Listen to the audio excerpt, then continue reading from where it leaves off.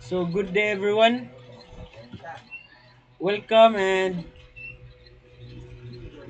welcome to this beginner friendly Laravel walkthrough. So if you're just starting out or want a clearer understanding of Laravel's structure, this guide will walk you through the essential components of a simple web app. So we'll explore how controllers, routes, views, and layouts interact to serve dynamic content. So each piece playing a specific role in this page building process. So first is about the controller.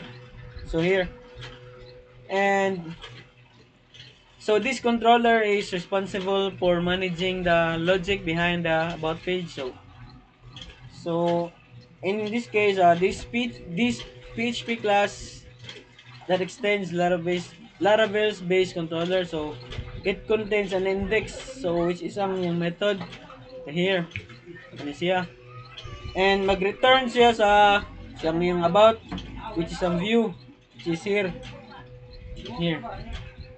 And so in summarize, the controller handles incoming request and returns the appropriate view in this, so which is ang the about page. So next, so ang web, which is here, uh kani. So each ang isig karot niya kay magkuha siya og kanang link. So siya yung controller. So in this case, if magpislit kaning ning so if magpislit kaning home controller, so mapasa ka ipasa ka niya diri sa kuan, diri home controller. And next, diri makita niyang home. Ikaw man trigger ni niya, ipasa na pag balik sa home, which ang sa kuan sa views, sa layout. So niya dayon makita dayon ang kani, which is ang naa sa imong kuan, sa imong app Laravel application. And next, so akong i-summarize, ay no, which ang kani. So ang kani tanan same ra siya o ganang kuan, kanang button and sa about controller, which is ang kani nya in pasa na po siya diri sa ubos, which is about sa class, sa index nga, and so on. So in summarization, this file defines how your URL are routed to controller actions and assigns names to those routes for easy reference. So next, so sunod na ta, so which is ang app.blade.php, which is ang kani ang iyang kuan. So this blade file defines the content shown on the about page. So which is ang kani, kani kani siya kung saan naa sa imong about.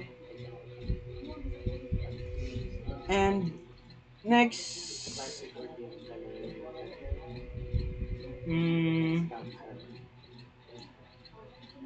so mag-extend na din sila imong layout. So this tells Laravel to use the shared layout from upgrade.php. So kita imong section that defines the content that will be inserted in the layouts, that which is ang kanang yield. So ang yielding, so it acts as a placeholder like child views like about that day that php. So it injects their content here using the kuan at section content. Nakil ka na mag-stop siya ba nana yung pakuan nun.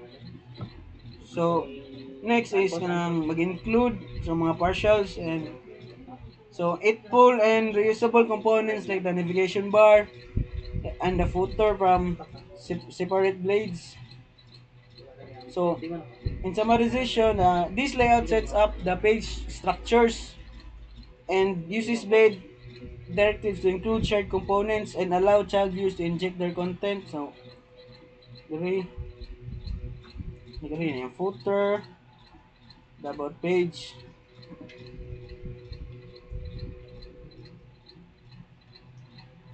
Yeah. Next is oh, that's all for today. So for our app, so with these four components, controller, app, view, and layout, so you've built a clean and modular Laravel page. So Blades Blades templating system makes it easy to reuse layouts and organize contents, while routes and controllers keep your logic separate and maintainable. So that's all for today. See you next time. Goodbye.